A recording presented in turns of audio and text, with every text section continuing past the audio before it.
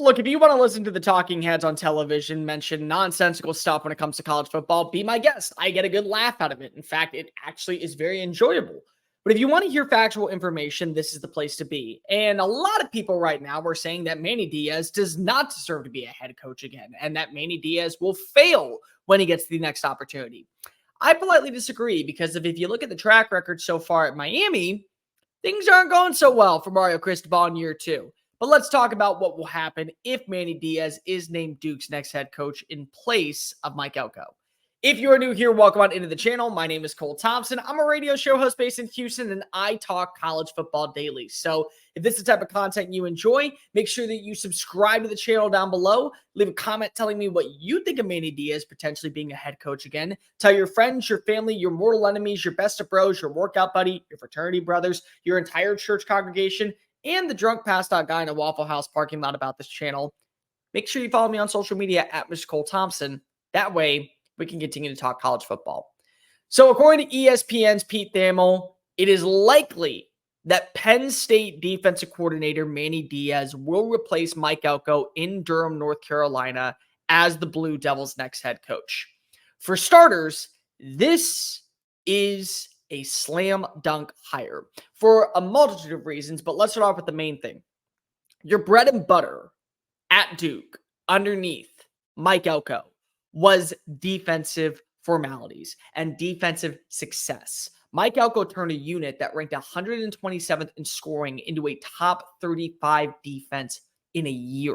He led the team to a 9-4 record. This past season, they started off 4-0, and they looked like they were actually going to be a viable threat in the ACC until Riley Leonard hurt his ankle, and he was basically done for the rest of the year. But they played close against Florida State until Leonard went out. They went to double overtime against North Carolina, and in large part, that's due to the defensive success of what worked with Mike Elko.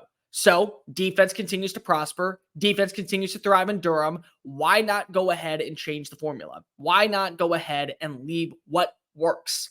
So you go get Manny Diaz, who this past year was one of the best defensive play callers in the game out in State College. In the last 2 years has been phenomenal with developing talent and utilizing that talent to an advantage. But Cole, what about what happened at Miami?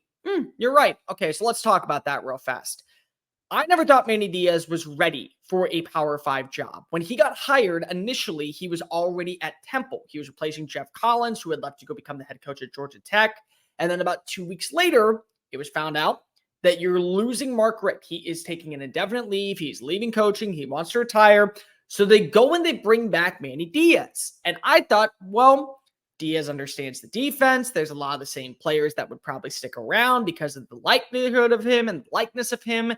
He knows the area extremely well. There's at least something there, and things didn't pan out. Things did not go the way that Miami saw fit.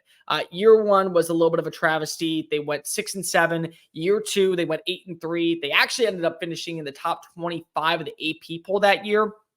And then in 2021, they go 7-5. And the 7-5 year was really kind of a building block. I thought a lot of people believed Manny Diaz would have another shot.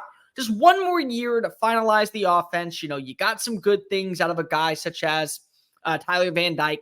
You got some good things out of a player such as, you got some good play calling from Rhett Lashley at the time.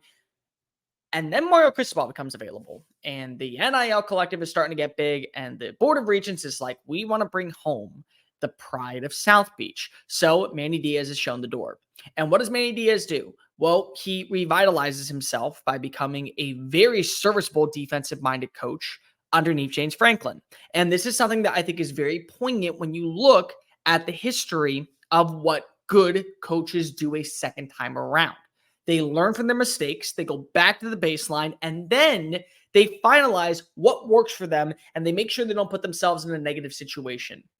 Penn State this past year was one of the most invigorating defenses in college football. They were phenomenal. Everyone wants to talk about, well, Penn State can't beat up on Michigan. Well, Penn State can't beat up on Ohio State. Penn State allowed one touchdown pass to Marvin Harrison Jr., arguably the best player in college football. And if that doesn't happen, they have a shot of winning that game because their defense held the rushing attack to 1.9 yards per play.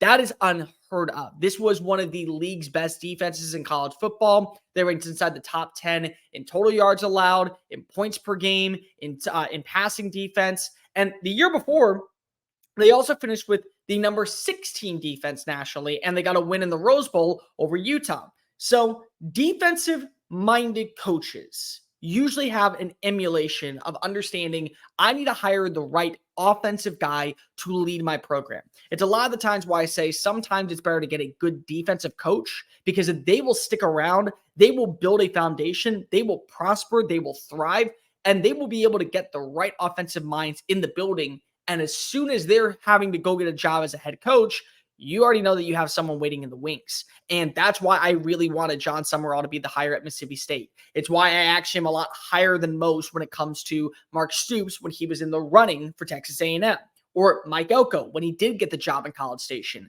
because defensive-minded coaches set a standard and they don't overstep the offensive mind. When you get in a room full of offensive-minded people, they basically are braggarts and boasters. They want to have the last word in every conversation. And we all know these type of people.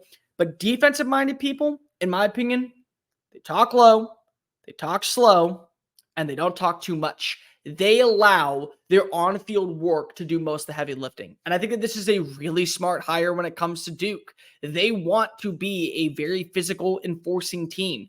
And the last few years, they have been. They've been able to hold their own against Clemson. They held their own against the potent passing attack of North Carolina. They've gone toe-to-toe with teams like NC State, and they've gone toe-to-toe with teams such as Virginia Tech and Virginia. And they still want to be at least a contending team. Doesn't mean an elite team, but a contending team for meaningful football going into November.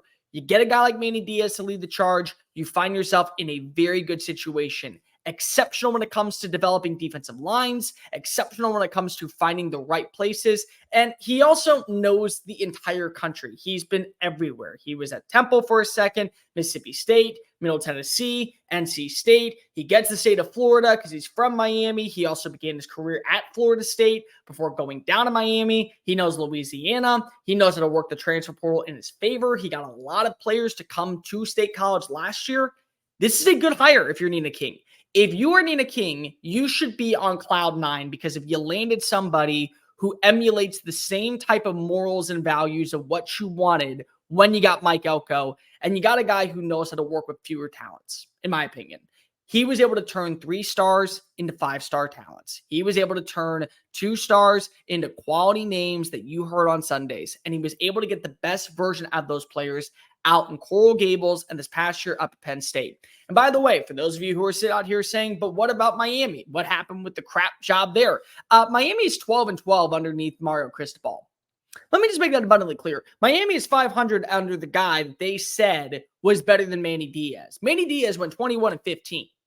Manny Diaz had fewer losses in 2 years than Mario Cristobal did. So there's your argument when it comes to, oh, well, it's a hard job. It's a hard job in Coral Gables. You're going up against recruiting at Florida State, against Florida. Georgia's getting involved. Clemson's coming down from South Carolina. It is a tough task at a private university to win in Coral Gables. And the reason why you went out and you got Mario Cristobal is because he is the pride of South Beach. He was a part of some of the most dominant teams in the Hurricanes history.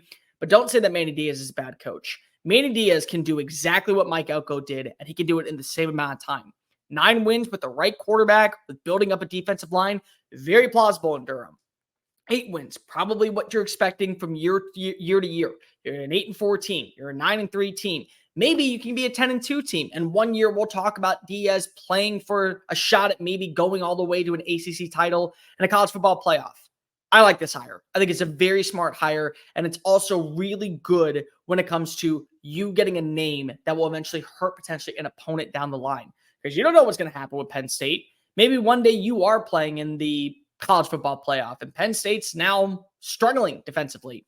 You take a name that's really promising, really shown progress, shown growth, and now he's coming down to a program that needs a leader and needs somebody who can really continue the same pathway as what Elko is doing. I think it's an A+ hire. I think it's really smart for them to go ahead and add in a guy like Manny Diaz. And by the way, he's damn earned his shot after what he's done for the last 2 years at Penn State. Don't say the man can't coach. Not many people can do what he's did down South Beach. Thank you so much for watching that video. Don't hit the X button yet. Make sure you hit subscribe to keep up with all of our daily content found on Just Saying It and anything else that we post on this channel. Bye.